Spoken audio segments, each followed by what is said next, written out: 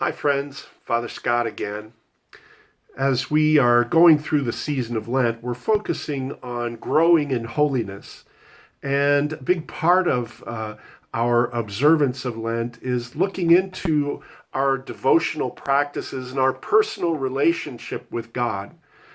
But in our readings for today, we're reminded that holiness is about more than just our devotional practices, and it's even more than just about our personal relationship with God.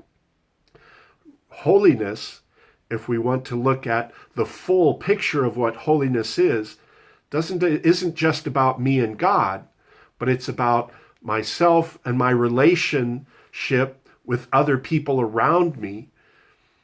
In our first reading for today, the prophet Isaiah says to us, "Wash yourselves clean, put away your misdeeds from before my eyes, cease doing evil, learn to do good. Make justice your aim, redress the wronged, hear the orphan's plea, and defend the widow." Isaiah, and really all of the prophets, remind us that a big part of becoming holier is doing justice, caring for others, helping the needy. That is as important a part of our holiness as developing our prayer lives and our other devotional practices that we use to develop our personal relationship with God.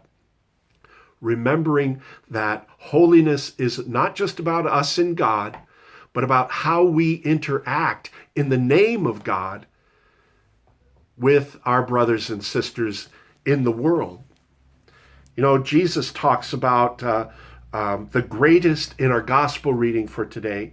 He talks about all of the different ways that the religious leaders show their holiness to the world in their kind of ostentatious prayer practices and things like that. But he reminds us that the greatest among us must be your servant. Whoever exalts himself will be humbled, but whoever humbles himself will be exalted. The greatest among you will be your servant. True holiness includes service. To be growing in the image and likeness of God, to be growing in imitation of Christ in the world, which is the object of our holiness, means to be growing, yes, in closeness to God, but also to be growing in love and service to our neighbor.